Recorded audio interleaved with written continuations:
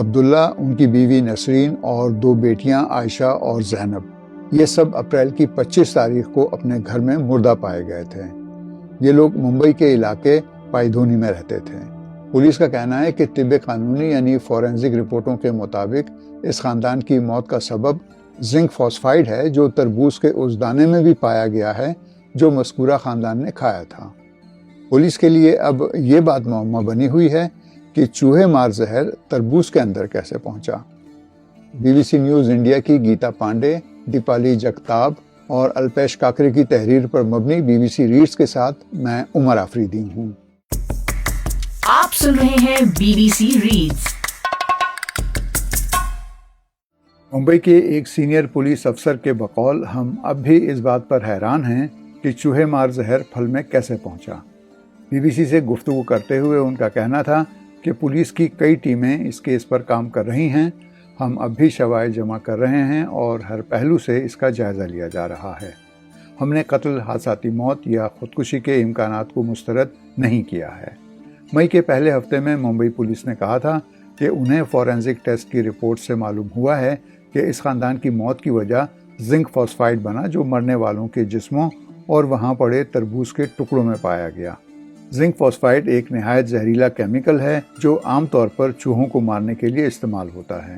Police نے ابتدائی بیان میں کہا تھا کہ اس رات متاثرہ خاندان نے چند رشتہ داروں کو رات کے کھانے پر بلایا تھا اور سب نے بریانی کھائی تھی۔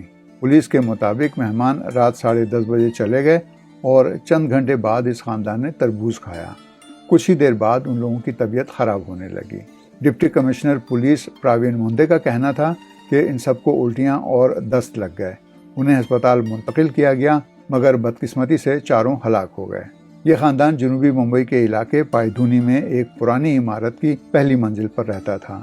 اس خاندان کے افراد کی حالت جب غیر ہونا شروع ہوئی تو پڑوسی مدد کو آئے، جن میں اسی عمارت میں رہنے والے ڈاکٹر زید قریشی بھی شامل تھے۔ ڈاکٹر قریشی نے BBC کو بتایا کہ میں نے دیکھا کہ سب سے کم عمر بچی کو سانس لینے میں دشواری ہو رہی تھی۔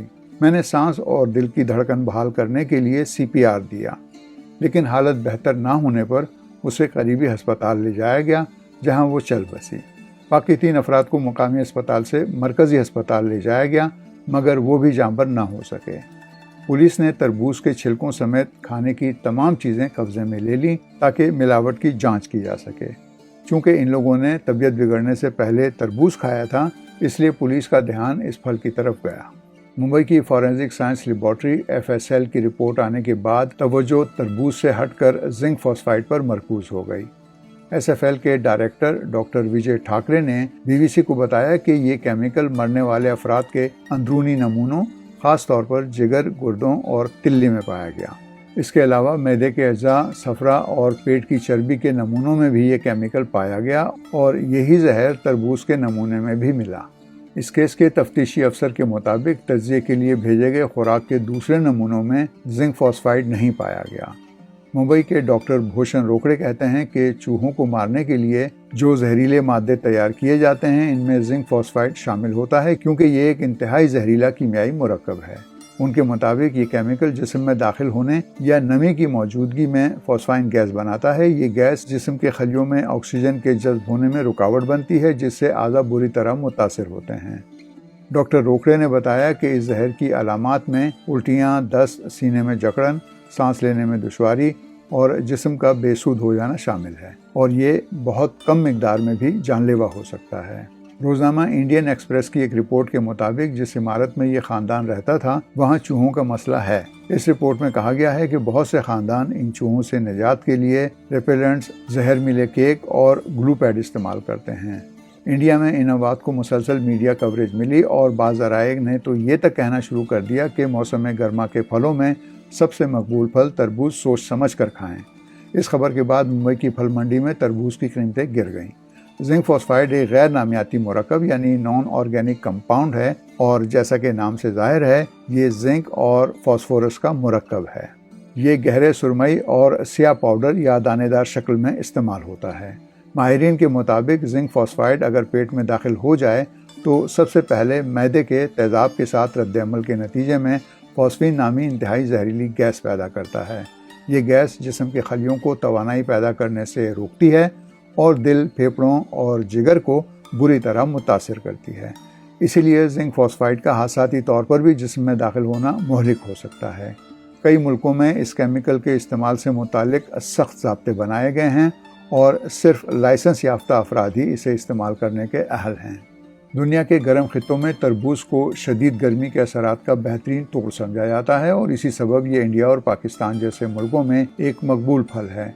गुज़श्ता चंद बरसों में तरबूज के लाल रंग को मज़ीद गहरा करने के लिए इंजेक्शन लगाने की गैर मुसद्दिक़ा खबरें भी गर्दिश करती रही हैं। रवां साल भी सोशल मीडिया पर तरबूज के बेवक्त खाने और बीमार पड़ने की बहस आम है। बहुत से लोग इस खदशे का इजहार कर रहे हैं कि मौसम गर्मा में फूड पॉइजनिंग, हैज़े और दूसरी बीमारियों की वजह भी ऐसे तरबूज हैं जिनको सुर्ख और मीठा बनाने के लिए इंजेक्शन लगाए गए हों। सारिफीन को अशिया खुर्दोनोश के बारे में आगाही फराहम करने वाली तंजीम कंज्यूमर सॉलिडेरिटी सिस्टम के सदर मोहसिन भट्टी के मुताबिक इसकी वजह तरबूज नहीं बल्कि हमारे खाने पीने की आदत हैं। उनके मुताबिक ये भी हो सकता है कि जब हम तरबूज खरीदते वक्त उसका रंग देखने के लिए कट लगवाते हैं तो छुरी साफ ना हो। इस वजह से सेहत के मसाइल पैदा हो सकते हैं। BBC reads. BBC रीड्स के जरिए हमारी यही कोशिश है कि BBC उर्दू की वेबसाइट की वो स्टोरीज जिनमें ऑडियंस की दिलचस्पी ज्यादा नजर आती है उन्हें और भी ज्यादा लोगों तक क्यों न पहुंचाया जाए। तो हम पढ़ें और आप सुनिए और अपने दोस्तों और साथियों को भी सुनाइए।